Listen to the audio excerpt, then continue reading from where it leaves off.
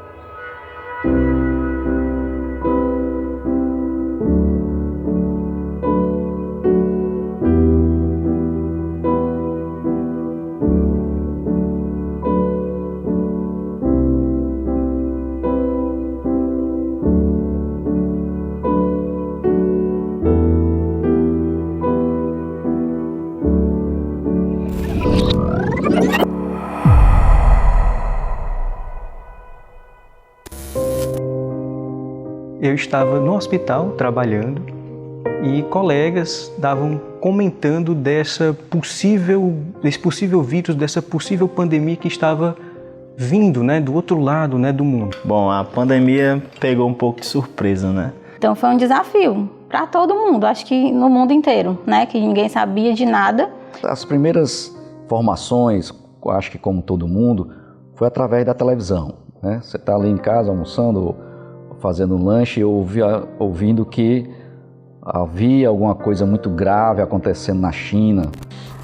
Na China, um vírus misterioso surgiu na cidade de Wuhan. O vírus é uma variante do coronavírus, mas se sabe muito pouco sobre ele até agora. 2 pessoas que tiveram o vírus morreram. Dessa virose que foi pegando todo mundo, e eu cheguei pro meu colega e falei assim, isso aí vai chegar aqui, o pessoal não tá se tocando disso. E a primeira impressão que nós temos é sempre aquela, não, isso aí não é uma coisa que não é possível, vai chegar aqui. Começou a ver que assim, o índice de letalidade é baixo, é menos de 1%, mas menos de 1% de bilhões de pessoas é muita coisa, né? E a gente começou a ver como a gente estava equivocado com isso, né? Eu não achei que ia ser algo tão grave assim. A gente vê, obviamente, na história, né? A gripe espanhola, né? As pandemias, epidemias do passado, você nunca acha que vai acontecer na sua época, né? Em pleno século XXI, você nunca pensa que vai acontecer com você, mas eu não achei que fosse ser algo tão sério. Também não achei que fosse ser uma gripe leve. Achei que ia ser um quadro respiratório, como a gente tem os quadros gripais mais graves, H1N1, né? Mas não achei que fosse ser algo que ia matar tanta gente. E a gente começa aí a ter já um certo temor, mas sempre com aquela esperança, né, de, pô, o Brasil tão longe desse pessoal, não vai chegar aqui não. Meu Deus, como eu falei besteira. Como eu não tinha ideia do que eu estava falando e do que estava por vir, né? Vai chegar porque tem um avião. 12 horas a gente está em outro país, gente. A China concentra a absoluta maioria dos casos desse novo coronavírus. São mais de 17 mil. Um turista chinês morreu em Paris. Os casos da doença passam de 9.300 em 20 países. O Brasil tem 433 casos suspeitos do novo coronavírus. No mundo inteiro, o número de pessoas infectadas pelo novo coronavírus passou de 100 mil. E a gente teve notícia, assim, lá no hospital, no comecinho de março. E eu lembro que foi decretada a pandemia no estado do Ceará, no feriado. Foi no dia 19 de março, né, no dia do São José, que foi decretado a pandemia aqui no estado do Ceará. Pelo governador Camilo Santana, por meio de uma rede social, e as medidas anunciadas já vão ser publicadas nesse decreto e já passam a valer a partir de amanhã por um período de 10 dias. Eu senti que tinha algo estranho quando eu estava no trabalho e não tinha paciente. A gente teve várias chamadas na TV, fica em casa, só vá para o hospital se houver uma piora, e estava todo mundo, a gente sentiu que existia um medo de ir ao hospital, porque as pessoas achavam que ia pegar a doença no hospital, e o hospital vazio, a emergência vazia. Nessa época, os pacientes que não tinham Covid, eles fugiram do hospital. Eles tinham tanto pavor da doença que eles não iam para o hospital. E aí foi passando uma semana, hospital vazio, 2 semanas, hospital vazio. Quando chegou o primeiro paciente, era uma brasileira que estava voltando da Suíça e ela estava gripada. E aí foi meu primeiro contato e aí começou. Aí o hospital de vazio veio uma pessoa, no outro dia 3, aí foi para 10, aí foi para 30, aí foi para 100 e eu fiquei, pronto, começou.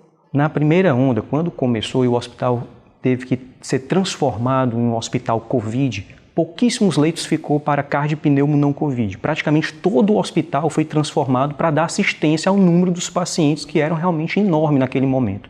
Então nós ficamos com 380 pacientes Covid. O hospital se transformou e foi numa rapidez muito grande. E aí, quando abriu a emergência Covid, eu fui inclusive para o primeiro plantão, morrendo de medo, né? Porque a gente não sabia de nada da doença, o que era para fazer. Naquela época não tinha, ninguém sabia conduta, nem como muito se prevenir. Então, eu moro com meus pais e na época eu saí, na verdade eles que saíram de casa. Ou vocês saem ou eu saio. Eu tinha muito medo de morrer. Eu tinha muito medo de morrer. E tinha medo dos meus pais morrerem disso. E aí eles foram morar na minha avó e eu fiquei só, coisa que eu nunca tinha feito na vida. Meu filho, ele tinha aproximadamente 1 ano. E minha esposa, ela é médica, e ela, de instantâneo, pela minha área ser otorrino e tratar com síndrome gripal, ela me proibiu de trabalhar, né? Tive que compreender, ela tinha muito medo do que poderia acontecer ali com o desenvolvimento do nosso filho para um vírus completamente novo e com tantas novidades que apareciam a todo momento com relação à doença, né? Então, a minha situação no começo da pandemia era um pouquinho diferente porque eu estava grávida. Só que a gente emergencista é meio estranho. Então, assim, eu ficava chateada porque eu não podia estar onde eu queria estar. Eu queria estar na linha de frente mesmo. Para mim, foi um momento muito delicado. Eu estava puérpera, né? Tinha acabado de ter um filho, né? Tô agora grávida de novo, né? Então, assim, foi logo no nascimento da Maria, onde estava em época de lockdown. Então, foi um desafio muito grande. Principalmente porque eu, como emergencista, eu queria estar no front, mas eu estava, né, com um desafio em casa bem maior, né, em relação ao nascimento da nossa filha. E trabalhei muito online. O meu esposo trabalhou presencialmente, né, então assim, ele dizia, eu chorava porque eu queria estar lá na frente, e ele dizia, eu vou, né.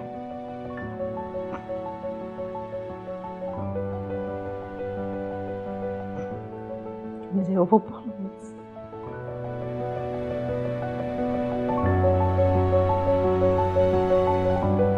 Então, muitos médicos ficaram afastados e os médicos que estavam já nos setores escalados, que viraram Covid, permaneceram trabalhando lá. Ninguém estava preparado, ninguém tinha um número de profissionais, enfermeiros, médicos suficiente para fazer aquele tipo de atendimento. A gente sabe que recrutar profissionais não é fácil. Você recrutar profissionais, né, que estejam, digamos assim, compromissados em assumir aquela função e não falhar, é difícil. E numa situação de pandemia onde você tem medo, então assim, muita gente tinha medo de ir e, sei lá, adquirir a doença e morrer. Então assim, esse era o medo de todo mundo, principalmente na primeira onda. Mas por outro lado, eu não queria deixar de fazer parte disso. E eu proibido de trabalhar e preparado, né? Então me sentia ali como um soldado que não podia sair de casa, né? E isso me consumia muito, né? Então 24 horas a gente ficava escutando muito barulho de ambulância. Começou a rodar no WhatsApp uma figura em que tinha placas dos hospitais particulares de Fortaleza dizendo que estavam completamente sobrelotados e que não recebiam mais ninguém. Aqui o Hospital São Mateus, no bairro Papicu, está com 100% dos leitos ocupados, sendo que esse não é o único hospital particular que está com essa situação, tá? Outros 3 também estão informando aí aos pacientes a lotação nas unidades. E nós separamos aqui no telão a imagem. E aí o comunicado diz, devido à pandemia do novo coronavírus, estamos no momento com superlotação nos nossos serviços de atendimento e sem disponibilidade de vagas para internamento em leitos de enfermaria, apartamentos e UTI. Então, vários hospitais, e aí começou a circular no WhatsApp essa imagem, né, das portas dos hospitais dizendo que não recebiam mais pacientes. E aí eu olhei aquilo dali e disse, cara, não é possível que isso esteja acontecendo. E aí quando eu percebi, ela estava parada e chorando sem parar. Não é, vendo aquela cena. E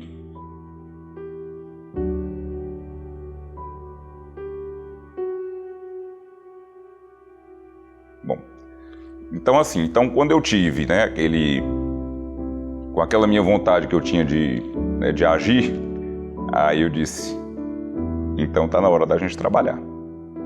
E aí ela chorando disse, se os particulares estão fechando as portas, imagine como é que tá o público. Ela disse, se é pra gente sair de casa, a gente tem que ir pro serviço público. Né? E aí eu achei muito lindo assim, o sentimento de dizer o seguinte, se a gente vai sair é por um propósito maior. E aí você pensava, não posso ficar em casa, vou ter que ajudar, vou ter que trabalhar. E as pessoas precisam da gente. Não posso ficar em casa esperando isso passar, até porque eu faço parte de uma linha de frente, né? Eu assumi esse compromisso de ser emergencista, de tratar qualquer um, qualquer hora, em qualquer lugar. E aí, se eu tinha alguma experiência com clínica médica, ela não tinha nenhuma, né? E ela disse, eu vou também. E aí fomos os dois.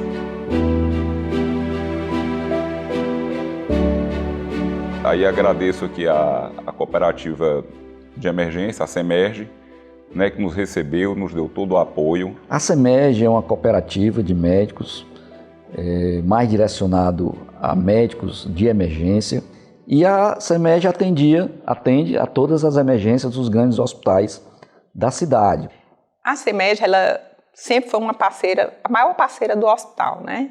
Mas como o impacto maior da Covid era a emergência, a CEMERGE se envolveu mais do que as outras cooperativas, né? E eu não sei da onde eles tiraram tanto médico, né? Porque todo dia chegava médico lá que eu dizia, meu Deus, esses médicos são tudo de Fortaleza, porque era impressionante o volume de médico que estava trabalhando no hospital.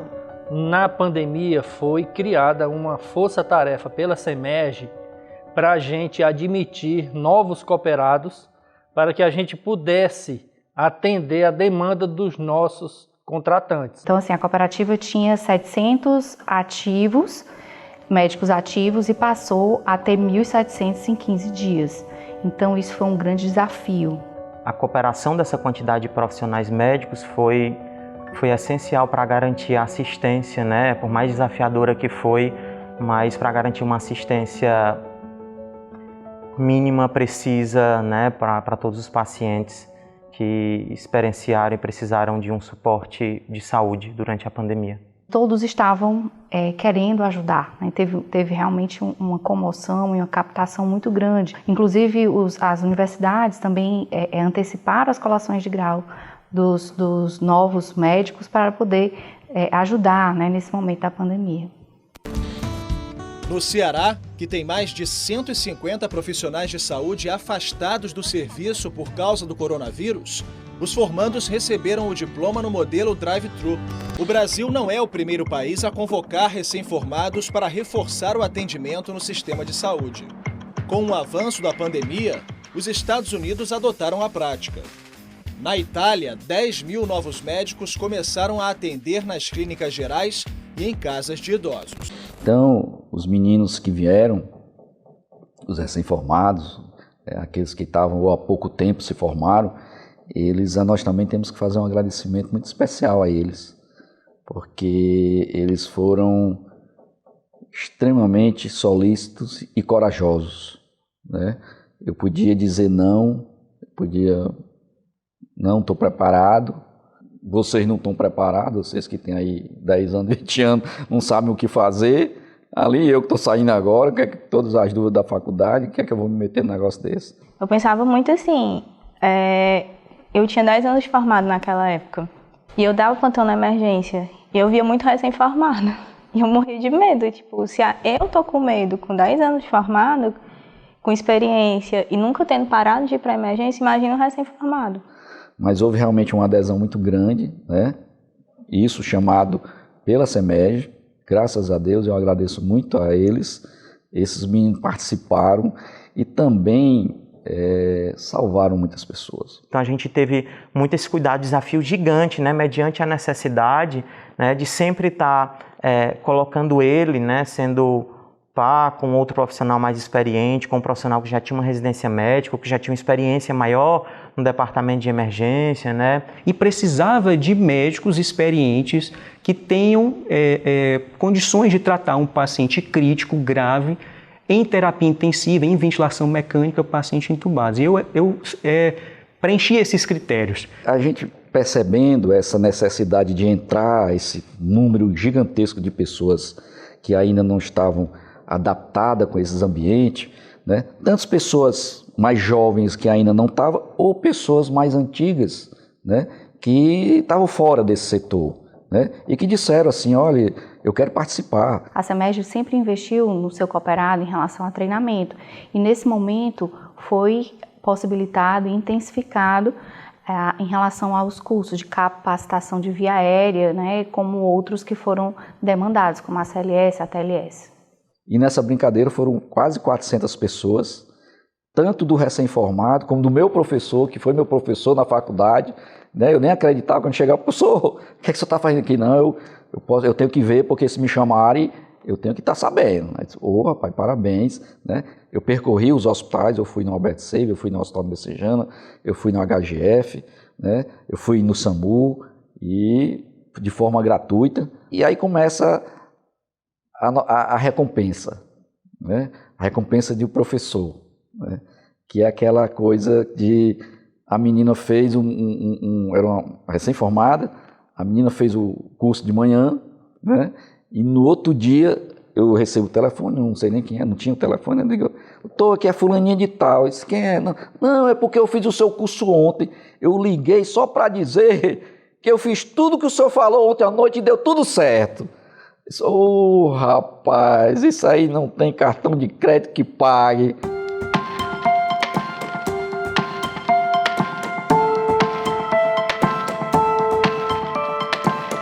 Os tratamentos foram feitos baseados nas experiências dos outros, né? Não na nossa experiência. Então, por isso que a primeira onda foi muito difícil para todo mundo. Era tudo muito novo, então assim, tudo que se colocava, você não sabia o que é que era certo, o que é que era errado, o que é que era boato, o que tinha de evidência científica que iria funcionar. A gente, às vezes, tinha reunião cedo da manhã, meio-dia e antes de terminar o dia. Mudava-se as demandas, as estratégias, de uma hora para outra. Aí, nesse contexto, nesse primeiro momento, quando eu fui selecionado para ser o diarista é o médico que passa todo dia pela manhã. Normalmente, em UTIs normais, digamos assim, o diarista ele fica 3, 4 horas. Mas lá era tão pesado que o diarista não ficava 3, 4 horas. Eu ficava praticamente como se fosse o plantão. Eu até ficava mais tempo que o plantonista. Por conta da minha responsabilidade, eu chegava antes e saía depois. Então, o plantonista chegava às 7, saía 1, eu chegava antes das 7 e saía depois de 1 hora. Então, fiquei trabalhando de segunda a segunda por quase 6 meses seguidos, por conta da demanda que a gente precisava de médicos capacitados para trabalhar com o Covid, com esses pacientes graves, né, de UTI. Olha, o momento para o gestor é muito duro quando você não tem o poder de resolver as dificuldades, os desafios que aparecem. Não era nem a gestão das pessoas, porque as pessoas, nós tivemos uma adesão muito intensa, não só dos médicos, mas como todos os profissionais de saúde, a enfermagem, né, participou muito ativamente, os fisioterapeutas, e aqui eu deixo minha homenagem a todos eles, fonoaudiólogos. Então, todos os profissionais de saúde, eles se sensibilizaram desse momento. Mas a questão é, eu tenho que ter EPIs. Eu tive que montar uma verdadeira facção de costura dentro do hospital. Eu tive 6 costureiras fazendo aventais, porque os aventais da China não chegavam. Eu tive que conseguir com os empresários. Na primeira onda nós tivemos muita ajuda, né? Nós tivemos ajuda de algumas empresas, nós tivemos os nossos parceiros, né, que são as cooperativas, principalmente a CEMEG nos ajudou muito. E às vezes não era nem só não ter o dinheiro, mas é não ter a máscara mesmo para fazer. Pra você ter ideia, no Hospital do BCG nós compramos panos para a gente mandar fazer algumas coisas, os aventais, né, os materiais. A CEMEG chegou junto, né? A CEMEG estruturou muitos espaços do hospital, dando equipamentos. Eu lembro que forneciam monitores. O cooperado ligava e dizia o que estava precisando naquela unidade e a gente organizava a entrega desses materiais. Então, assim, foi importante a gente ter tido essa ação e os médicos, né, os cooperados, se sentiam valorizados nesse momento. Sempre que a gente precisava de alguma coisa e a demanda chegava até a cooperativa, ela era bem pronta para nos ajudar. A gente precisava de EPI, de repente brotava EPI, não me faltou nada. A CEMEG, ela montou uma força-tarefa para aquisição de materiais, de equipamentos de proteção individual, porque a coisa era tão rápida que nós não tínhamos tempo de aguardar os trâmites legais para licitações, né? Porque o Estado é que teria que abastecer as unidades com esses equipamentos, e a CEMEG, ela, através da sua diretoria, resolveu dar um aporte no atendimento à pandemia e na proteção individual dos seus cooperados. Então, todos os nossos cooperados, quando iam ao serviço, eles já iam totalmente equipados. A CEMEG, ela fez o possível e impossível para garantir uma assistência médica de qualidade durante a pandemia, em todos os sentidos. A CEMEG deu todo o apoio, entendia quando a gente não conseguia ir no plantão, quando conseguia, pedia para a gente, pedia muita opinião nossa. O que é que vocês acham que agora a gente está precisando? Bora se juntar aqui, vamos montar uma estratégia. Houve isso, lembro do Breno, muito claro na minha cabeça hoje, o Breno chegou e disse assim, Camila, vem aqui junto com outros colegas, vamos montar aqui uma estratégia de triagem de pacientes. Houve toda essa dinâmica dentro da CEMEG. Eles conseguiram montar um espaço onde a gente ia tentar separar pacientes COVID, pacientes não COVID. E funcionou. E uma outra prática que a CEMEG, ela sempre trabalhou e que também foi importantíssima para que a gente conseguisse entregar essa assistência, foi estar por conta própria, né, a CEMEG em todos os contratos e principalmente durante a pandemia, em todos os setores de todos os hospitais que ela prestou essa assistência, nós sempre trabalhamos com a figura de um coordenador de escala, né, que é aquele profissional que pode até ser médico daquele setor, né, servindo como link, né, para mais facilmente conversar com os cooperados, interagir, fazer toda a gestão, o gerenciamento das escalas, sempre prezando, né, pela uma assistência de excelente qualidade. O Brasil registrou de ontem para hoje 4.211 mortes por Covid. O número é o maior desde o começo da pandemia e reflete os dados represados do feriado da Páscoa. São, de qualquer forma, 4.211 vidas perdidas. Assim, um filme de terror. Algo que eu jamais imaginava ver isso na minha vida. Muitas vidas foram perdidas, mas elas ficaram marcadas nas nossas vidas. Um pai seu, uma mãe, um filho, dentro de um ambiente que você não sabe que ele vai voltar. É como se ele tivesse indo para a guerra e não sabe se ele vai voltar vivo. E muitos não voltavam vivos. Era uma das coisas que a gente assistiu muito, assim, essas despedidas, assim, eram situações muito solitárias para a maior parte dos pacientes e às vezes a gente acabava quebrando o protocolo. Porque o paciente queria a família segurar na mão de alguém, eles não tinham com quem segurar, só na nossa. Ou antes do paciente ser entubado, quando a gente via que precisava ser entubado, que dava para esperar um pouquinho, às vezes a gente paramentava o familiar inteiro e colocava o familiar lá dentro para pelo menos ter um último contato. Assim, né? Teve algumas vezes que a gente fez isso. Quem trouxe ele foi a tia, uma senhorinha magrinha. E ela chegou muito cansada, trazendo ele praticamente arrastado. Os seguranças do hospital ajudaram a entrar com ele. E ela disse, olha, ele passou mal em casa e eu desci 3 andares com ele, arrastando ele pela escada, puxando ele pela escada. E ele chegou assim, quase... A gente não sabe como ele chegou respirando ainda. Ele chegou com a saturação extremamente baixa. Eu acho que ele chegou saturando 30%, assim. E a gente chegou no ponto que não, realmente vai precisar ser entubado. E quando a gente foi comunicar para ele estava o tempo inteiro 100% consciente, orientado, entendendo o que era que estava acontecendo. E ele disse, não quero. A gente via o medo no rosto das pessoas, né? Que naquela época, antes do Covid, a gente via a palavra vai para UTI, vai ser entubado como algo grave. Mas eu acho que durante o Covid, inclusive depois do Covid, isso se tornou algo mortífero, né? Você vai ser entubado, vai para UTI, acabou a sua vida. Então a gente via o desespero e o medo, o pânico na cara das pessoas quando a gente dizia, você vai ter que ser entubado. Eu lembro que eu saí, a mãe dele lá fora na sala de espera, eu fui conversar com ela, expliquei, ele tá piorando, a gente já fez isso, e ele tá evoluindo de uma maneira que a alternativa que tá restando é a intubação. E aí a gente conversou e acabou decidindo paramentá-la, né, colocar toda aquela roupinha, tudo, touca, gorro, avental e tudo mais, para ver se ela conversando com ele mudava de ideia. E aí ela entrou, eu lembro que ela estava bem nervosa, bem apreensiva antes de entrar, mas ela não demonstrou nada na hora que ela entrou, assim, ela estava conversando com ele assim, extremamente calma, bem aquele negócio assim de mãe falando com o filho mesmo, sabe? E aí, eu me emociono e na hora, assim, eu lembro que a gente ouvindo a conversa, do lado de fora, não teve ninguém que não chorasse, assim, da equipe que tava, né?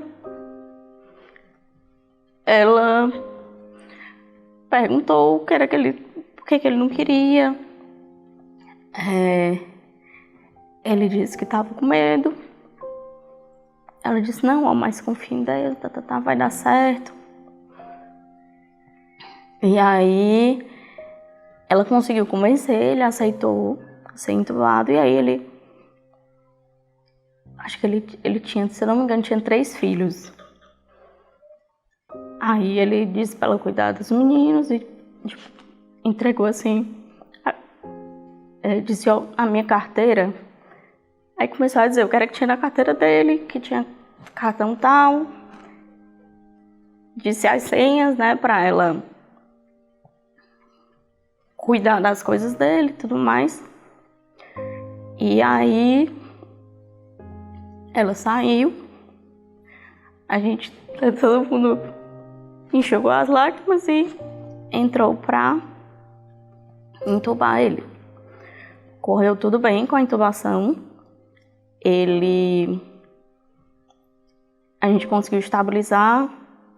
Pouco tempo depois surgiu uma vaga de UTI para ele, a gente transferiu ele, eu não me lembro se foi no mesmo dia ou foi no dia seguinte. E aí ele acabou falecendo na UTI umas 2 semanas depois, se não me engano. Eu só consegui abraçar as famílias, todas as famílias. Eu lembro, falando aqui, eu lembro de 2 irmãs que chegaram com a mãe muito mal e a mãe chegou já gaspeando, na verdade.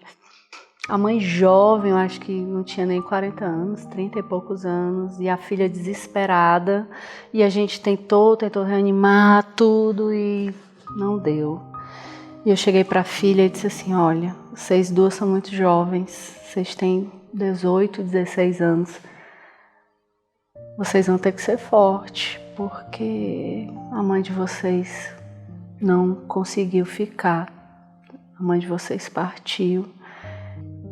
E sabe que você pega essas duas meninas, porque hoje eu tenho 41, na época eu tinha o quê? 39, e as minhas 16 anos, 18, sem a mãe, e elas me abraçavam tão forte, abraçava elas, que disse assim, gente, vocês só vão precisar ser forte, tentar seguir em frente, sempre lembrando que a mãe de vocês diziam para vocês todo dia.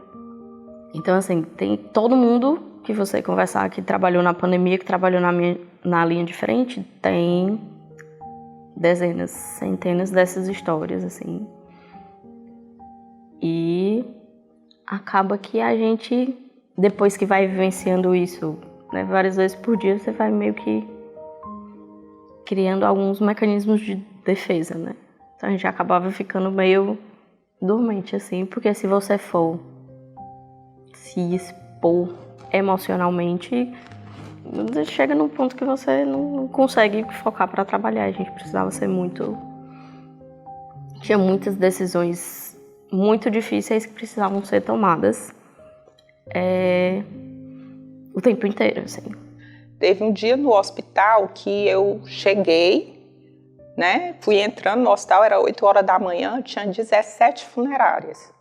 Né, 17 carros de funerária, e eu fiquei assim impactada, eu não conseguia nem estacionar direito. Vale-me Nossa Senhora, isso tudo foi ontem à noite. Então, assim, a gente não sabe se foi ontem à noite, porque algumas famílias eram do interior e demoravam a vir pegar os corpos, né? Naquele primeiro momento, teve uma cena também que é difícil a gente conseguir compreender aquilo. Como estava na pandemia, quando ocorria um óbito, a família não podia velar o seu parente. Então, os óbitos eram ensacados, uns sacos pretos, e colocados numa câmara frigorífica, que foi montada especialmente por conta do Covid. O detalhe é que, no começo, eram tantos óbitos, que a câmara já estava lotada, e não tinha onde a gente colocar os corpos. A gente tinha que vagar o leito, para poder beneficiar o paciente que estava chegando, que não parava de chegar paciente grave.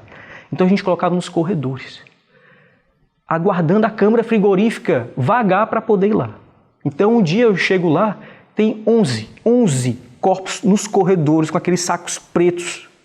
Meu Deus do céu, aquilo ali, a gente chega e vê aquela situação, mesmo a gente sabendo que está tendo muito óbito, mas aquela cena, aquele choque, você entra e não consegue nem andar nos corredores, porque tem 11 pacientes em óbito no corredor, todos ensacados. Nesse espaço tinha uma sala que você passava, sempre que você ia ver os pacientes, você passava por essa sala. E era uma sala com muitos sacos pretos dos corpos dos óbitos.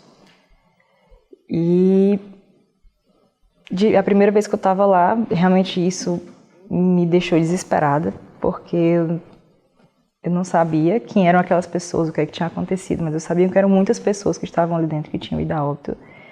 E de repente entram 2 rapazes, né? Eles estavam vestidos com uma roupa parecida com a nossa, mas tinham um saco amarrado nas pernas, né? Com um caixão na mão. Eles entraram, levando o caixão, colocaram um dos corpos dentro de um saco preto, dentro do caixão, e levaram o caixão de volta. Então isso ficou muito na minha cabeça de, meu Deus, o que é que está acontecendo? Isso é um filme, não pode ser real isso daqui. E a gente tinha muito medo da troca de identificação, porque a câmara era fria, né? Soltava a identificação, então nós tivemos que bolar uma maneira dessa identificação não soltar, né? A gente teve muitas vezes, nossas enfermeiras tiveram que entrar nessa câmara para poder assegurar que o paciente que tinha falecido era aquele mesmo, que a gente viu outros casos em outros hospitais de troca, né? A gente não queria que isso acontecesse no nosso hospital, então a gente teve que se expor de qualquer jeito. E eu achei que muitas vezes eu não ia conseguir cumprir a minha missão de trabalhar no Covid e ajudar aquelas pessoas, porque eu estava com medo de morrer e medo de ser mais uma vítima. Quantos corpos a gente viu um em cima do outro, dentro de containers porque não tinha espaço. Então teve várias cenas assim, teve muita coisa que a gente não pôde contar, porque eu nem sei se a gente deve contar. Não sei, as pessoas gostam de julgar. Até na guerra as pessoas vão julgar. Eu estava na guerra. Era uma guerra. Foi muito pesado, foi muito cruel, foi muito doloroso para todo mundo, para todas as pessoas, para as pessoas que estavam em casa. Você imagine para o cara que ia ter que ir todo dia, sair de casa e ir para um hospital atender as pessoas. Então, eu acho que nós não nos recuperamos.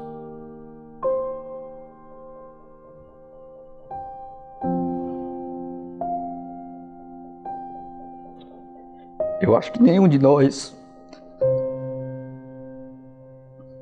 nos recuperamos ainda. Por onde passa, o vírus deixa um tanto de tristeza e preocupação com o futuro. Mas aqui no Brasil, médicos e psicólogos dizem que a onda de doenças psíquicas é uma outra epidemia que cresce em paralelo à Covid. Em nenhum outro lugar do mundo cresceu tanto o diagnóstico de ansiedade e depressão. Nós tivemos vários casos de colegas que ligaram para mim 10 horas da noite, 11 horas da noite, chorando porque a paciente, que na verdade era essa técnica de enfermagem que a gente perdeu, tinha morrido e que não aguentava mais, né? Então, você tem que arrancar forças para confortar o colega, né? Tive muito apoio, né, da alta gestão do hospital, dos outros colegas, né? Mas é uma responsabilização muito grande, né?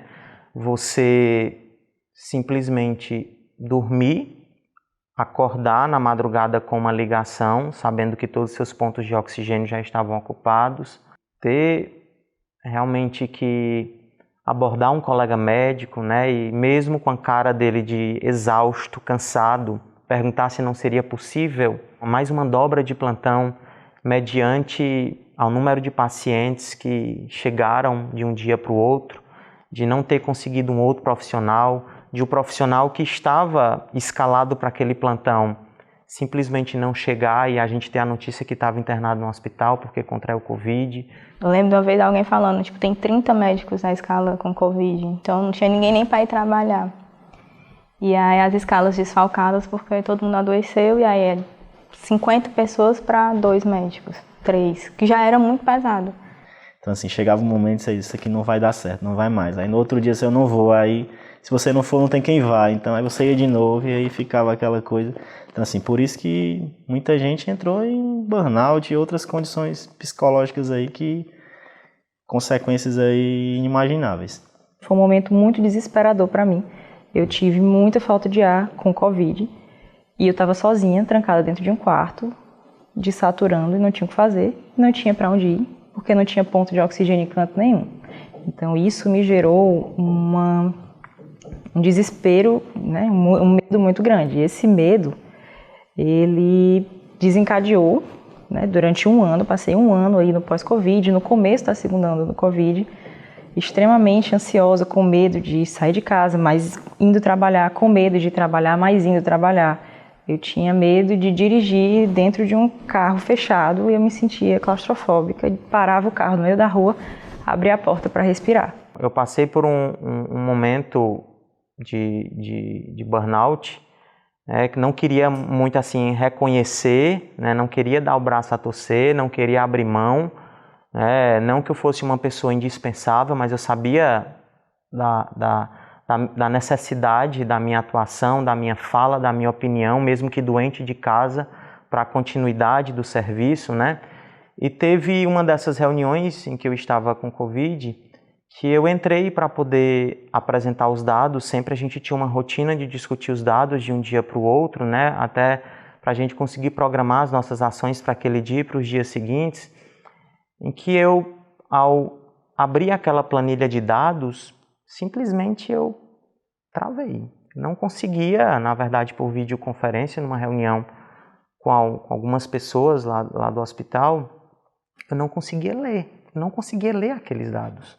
Quem, durante esses 2 anos, não chutou uma porta, não bateu a cabeça na parede, não gritou com alguém, não é humano, ele é um ET. Porque não há possibilidade. Dentro desses 2 anos da pandemia, quem não enlouqueceu por um momento sequer, né? Esse cara deve dar um parabéns para ele, porque realmente ele tem um poder mental muito grande. Nos 2 últimos anos da pandemia, um belo dia cheguei em casa, vi vários amigos no prédio, bebendo, rindo,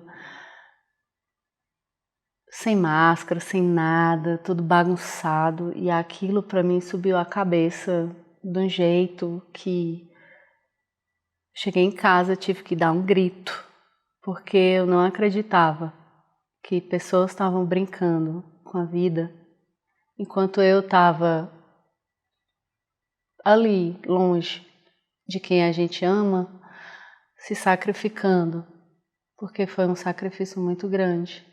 E você chegar na sua casa e ver pessoas brincando, achando que a gente estava brincando dentro do hospital, aquilo para mim foi a maior falta de consideração da dedicação, toda a dedicação que não só eu, mas os meus colegas tiveram nesse período. Eu surtei de verdade. Eu acho que eu quebrei metade da minha casa. E aquilo mexeu comigo demais, porque eu sou uma pessoa muito tranquila. Eu não consegui mais controlar. Eu quebrei tudo, briguei com todo mundo. Eu espero que tenham entendido o recado. Não estou preocupada se ficaram com raiva ou não, mas eu também tinha o direito. Porque a gente só percebe que está em burnout depois que já aconteceu. A gente não percebe os pródromos, mesmo a gente sendo médico. Então, antes de trabalhar na pandemia, eu já trabalhava em UTI, já trabalhava em eixo vermelho, sala de reanimação, e achava que já estava preparado e acostumado já com a carga de trabalho alta e também tomar decisão. Mas não chegou nem perto do que a gente precisou passar, principalmente na primeira e segunda onda do Covid. E aí, sem muito também querer transparecer e aceitar aquilo, eu, no momento, cheguei até a comentar, olha, gente, eu acho que eu estou com algum problema aqui na internet, deixa eu desconectar isso aqui, já eu entro de novo. Fui lá, me levantei, dei uma respirada, tomei uma água, e assim, aquilo me marcou porque eu não queria aceitar, né? Não queria deixar de apresentar, não queria dizer que estava passando por aquilo, né? E aí vou lá, respirei, tomei uma água, fui de novo, eu não conseguia. A gente sente cefaleia, insônia, mesmo você cansado, você se deita e não consegue dormir. Você fica preocupado, pensando, e aquele paciente que não dialisou, e aquele paciente grave, quando eu voltar no dia seguinte, ele vai estar lá, e a falta de apetite. Eu perdi 15 quilos nesses 4 meses praticamente da primeira onda, e eu só fui recuperar 2 anos e meio depois. Eu fui ganhando peso devagarinho. A gente achava que estava preparado. E é muito difícil, porque é trabalho e trabalho e trabalho. Nós não temos o apoio em casa com relação aos familiares, porque a gente não pode ver os familiares, eu não podia levar ninguém. Quem mais me ajudou foi a minha esposa, ela é a única pessoa que eu vi. Eu tentava me proteger para não levar o Covid, tentava me isolar para não levar o Covid a ela. Ela pegou o Covid, mas graças a Deus não foi uma forma grave, mas ela é a única pessoa que eu tinha de convívio. Eu passei mais de 6 meses sem ver irmão, pai, mãe, avós, não via, por conta que o risco que eu era um chafariz, né, de disseminar doenças, já que eu estava mesmo paramentado, mas eu estava todo dia lidando com Covid, de segunda a segunda. Uma das coisas que eu mais senti quando tudo começou foi: não posso abraçar meu pai, não posso abraçar minha mãe. Foi 2 anos sem abraçar meus pais.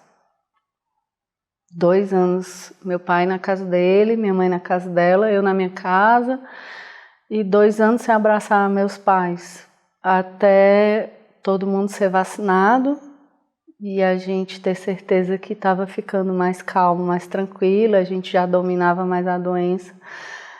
E 2 anos sem abraçar meus pais. Acho que o que foi mais duro assim para mim é que eu pretendia amamentar o Rafael por muito mais tempo. O Miguel mamou até os 3 anos. O Rafael, por conta de tudo isso e por conta de eu não poder ficar, né, de limitar a exposição dele, ele acabou desmamando com 5 meses, assim. O problema não é a hora que ele fica pedindo seu colo. O que para mim foi mais difícil é a hora que ele não pede mais. Porque chega uma hora que ele acostuma. E uma das coisas que foi bem diferencial foi a respeito do apoio psicológico, onde tinham 2 psicólogos e tinham a cobertura, né, tanto para os colaboradores quanto para os cooperados. Então, a CEMEG ela foi crucial nesse apoio, principalmente nas áreas da emergência, né? Nós tivemos que fazer repouso para esses médicos em áreas que não eram de repouso. O ambulatório se transformou em repouso. Nós, para você ter uma ideia, nós alugamos containers para ser banheiro, para ser quarto. No Hospital do Messejana nós botamos uns 4 containers porque não tinha onde as pessoas dormir, né? Lógico que aumentou o fluxo, não estava preparado. Então não tinha banheiro. Às vezes eu estava na reunião, sim, mas o pessoal desse setor aqui vai dormir aonde? Descansar aonde? Não tem. Esse pessoal aqui vai usar qual banheiro? Ah, não, aquele banheiro lá está lotado de gente, não pode. Então, quiosques, né? A gente alugava quiosques, alugava aparelhos que estavam faltando.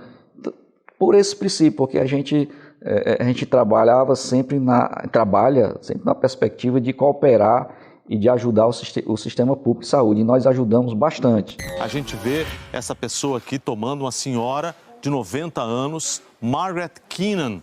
É a primeira pessoa a tomar a vacina contra a Covid-19. Passamos de 160 milhões de brasileiros com a primeira dose da vacina. E chegamos, então, a essa marca importante, 75,03% da população com essa primeira etapa da vacinação. A vacina apareceu, né? Entre a primeira e a segunda onda do Covid, surgiu a vacina. E mesmo assim, a gente teve uma segunda onda muito maior do que a primeira. Naquele momento, causou uma dúvida muito grande se a gente ia ter um vírus que ficava se reinventando todo momento, driblando a nossa imunidade, né? Porque foi uma quantidade de mortes extremamente superior, foi muito doloroso. A vacina já estava sendo aplicada na população em uma quantidade importante. Uma característica da segunda onda foi que foi muito mais difícil conseguir médicos. Na primeira onda estava todo mundo naquele espírito de guerra, vamos para a guerra todos juntos, etc e tal. Na segunda onda, muita gente já tinha se esgotado mental e fisicamente e disse, não, eu não vou me acabar aqui. Então, naquele momento da segunda onda, a gente já estava com menos energia para combater o Covid, porque a quantidade de internações e casos graves na segunda onda foi extremamente superior à primeira. E isso causou muita dúvida, enfraqueceu muito no dia a dia do combate. Tinha hora que a gente pegava o laringoscópio e dizia, eu não consigo tubar esse paciente. Aí vinha um colega e disse assim, calma Camila, fica aqui um pouco, deixa que eu te ajudo aqui. E foram várias vezes assim, muitas vezes assim. Tinha pacientes que a gente conseguia e quando a gente conseguia e ele era entubado, ele ia para o ventilador, ele passava 1 semana, 2 e quando ele saía, a gente batia palma, a gente gritava, a gente ria, porque era o que fazia a gente feliz ali, entende? Então assim, o nosso prazer é ter um desfecho favorável para o paciente. Teve um senhorzinho, não foi lá no Hospital de Messejana, foi lá na UPA, eu fui diarista lá da UPA na época do Covid também, e como estava lá todos os dias, teve um pacientezinho que ele chegou muito ruim e foi muito arrastada a melhora dele. Mas a cada dia você vendo ali aquela melhora, a vibração da família, eles botavam cartinhas na parede, né, mostrando que estavam ali, não estavam presentes porque não podiam, mas que estavam com ele, mostrando carinho e atenção, mandavam fotos de netos, e aí ele melhorou, foi para casa. Então esse paciente marcou. É muito gratificante. A gente conseguir salvar esses pacientes e na hora da alta ele sair e a família que recebia informação só por telefone, porque não tinha visita familiar. Então a família era extremamente angustiada, sem saber o que estava acontecendo com seu ente querido. E de repente, quando a gente liga e diz que o paciente está de alta, aquela gritaria de felicidade do familiar, e eles vêm pegar o paciente saindo ali na cadeirinha de roda, fazendo uma despedida, e ele agradecendo a equipe por ter conseguido, né, com os cuidados da equipe como um todo, médico, enfermagem, técnico de enfermagem, fisioterapeuta, todo mundo, o pessoal da terapia ocupacional, o pessoal também do serviço social dando apoio à família, todo mundo, né, junto. A gente tentava fazer o corredorzinho da alegria, que a gente chamava, que é quando o paciente realmente ia para casa, né? Tchau, pessoal, muito obrigado por tudo. Vocês, assim, são os anjos mesmo que Deus botou aqui para cuidar de toda essa pandemia, do que a gente precisa mesmo de vocês, viu? Obrigada. A sociedade me deu um preparo extremamente importante para eu exercer a profissão que eu faço isso todo dia e que sou extremamente grato.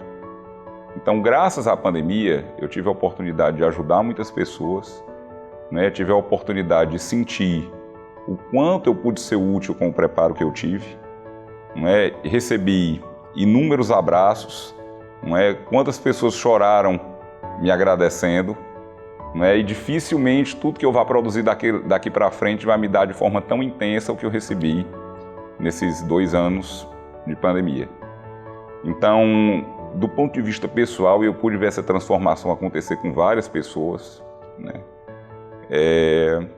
A gente passa a ver a medicina com outros olhos. Temos que tirar dessa dor algo que possa melhorar a humanidade. Esse é que eu sonho e acredito. É isso a resposta que nós temos que ter a essa catástrofe que nos pegou. A gente não consegue fazer nada sozinho no mundo, né? A gente precisa de união e de empatia para poder conseguir superar as dificuldades. Eu acho que essa foi uma lição que eu levei para a vida. A gente sabe que a gente tem que ir lutar e como é que se assim, montar no cavalo brabo e não sair dele, né? Então foi essa a minha função e eu acho que eu fiz direito.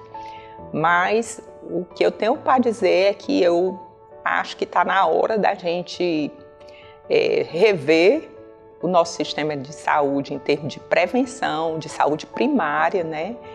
E a gente está preparado para outras pandemias como essa, sem trazer um transtorno tão grande como foi dessa vez, né? Talvez a gente devesse estar levando mais lições de toda essa provação gigantesca mundial do que a gente está levando de fato. Nunca passou na minha cabeça que os profissionais de saúde, que os profissionais médicos conseguissem ir tão longe nesse sentido, sabe? De se dedicar, de se entregar, de acolher, de cuidar, sabe? Eu acho que eu nunca conseguiria em falas, em colocar realmente, sabe, o meu sentimento, sabe? Que eu tenho e que eu tive, né? De toda essa entrega dos profissionais de saúde. E hoje eu agradeço de coração, não poderia nós deixarmos de agradecer e de pontuar nesse momento, esse momento que nós estamos gravando vai ficar na história. Eu quero que você mostre a seu filho, eu quero que você mostre a seus netos, que no grande catástrofe do século até agora, né, se Deus queira não venha outra, até agora, do século XXI, foi essa, e você estava vivo e além de vivo, você salvou muitas vidas. Muito obrigado a você, cooperado da nossa CEMEG.